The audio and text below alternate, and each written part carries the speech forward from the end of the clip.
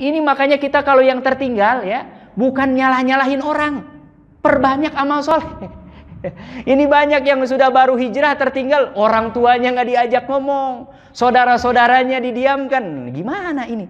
Ya, kepada orang tua itu jangankan muslim, kafir saja harus berbakti. Ada ini saya mendengar cerita, ada orang hijrah, sholat aja baru, orang tuanya sudah nggak diajak ngomong. Astagfirullah, hijrah dari mana ini? Padahal berbakti kepada orang tua itu kewajiban kedua setelah kita beribadah kepada Allah dan mengikuti Rasulullah Sallallahu Alaihi. Itu ayatnya jelas, ya nggak perlu tapi ada orang baru, orang tuanya nggak diajak. Oh ini orang tua saya kejawen, mau apa, berbakti kepada orang tua harus. Justru bahkan kalau kita sudah baik, berusaha untuk mengajak kebaikan kepada mereka. Saya sering berjumpa itu, ya. Orang dari mana itu? Orang tua saya Ustaz nggak pernah sholat. Saya bilang, Anda bukan harus menjauh. Justru kewajiban kita adalah apa? Menyampaikan hidayah Allah kepada mereka. Caranya bagaimana? Nggak perlu ceramah, sering datang ke rumahnya, sering minta doa, ya, sering menyebutkan kebaikannya, yang mudah-mudahan dengan itu dilembutkan hatinya oleh Allah Subhanahu wa Ta'ala. Di beberapa daerah banyak tuh muslim, KTP-nya muslim tapi nggak pernah sholat. Ya. Kalau saya daerah Jawa Barat, itu kalau maghrib minimal ke masjid tuh. Maghrib itu rata-rata, mau dia sholat zuhurnya nggak sholat asar, itu rata-rata kalau maghrib saya lihat ada ke masjid. Ya. Tapi ada beberapa daerah yang gitu, yang itu istilah mereka kejawen, punya keyakinan itu, ya. Sama sekali nggak pernah sholat, nggak apa gitu. Saya bilang jangan dijauh, apalagi didiamkan. Justru malah kita harus berdakwah kepada siapa? Pada mereka. Apalagi nauzubillah didoakan yang buruk-buruk, sudah buruk didoakan, nggak didoakan juga udah buruk, ya kan? Malah justru kita doakan yang terbaik, kita ajak dakwah ini. Masya Allah, pemahaman dari mana? Wallahu ta'ala alam. Ya. Tahun kedua dia naik haji lagi, apa? Di Padang Arafah dia membawa mi'ata min abidin, 100 orang hamba sahaya.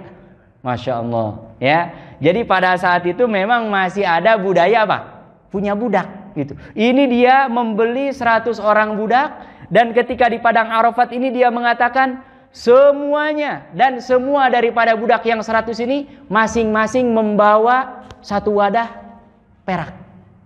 Masya Allah. Semuanya, kata Hakim bin Hizam, ini saya merdekakan di jalan Allah Subhanahu wa Ta'ala. Jadi dia bayar itu, ya, untuk supaya bisa mengejar ketertinggalan. Tahun haji yang ketiga dia datang lagi membawa alfasyatin, 1000 domba, 1000 kambing. Dan dia juga mengatakan, ini semuanya saya sembeli karena Allah Subhanahu wa Ta'ala, dan saya infakkan pahalanya, mudah-mudahan mengalir untuk saya. Bapak Ibu yang dirahmati Allah Subhanahu wa Ta'ala, dari kasus Hakim bin Hizam ini, pertama kita bisa mengambil bahwa hidayah ini mahal, ya. Jangankan Hakim bin Hizam, pamannya Rasulullah SAW, Abdul Muttalib, yang menjaga Rasulullah, yang memberi makan Rasulullah, yang melindungi Rasulullah, yang namanya hidayah walaupun satu rumah, itu memang di tangan siapa? Allah, ya. Makanya kita jangan ada sebagian orang yang, Ustaz gimana ini?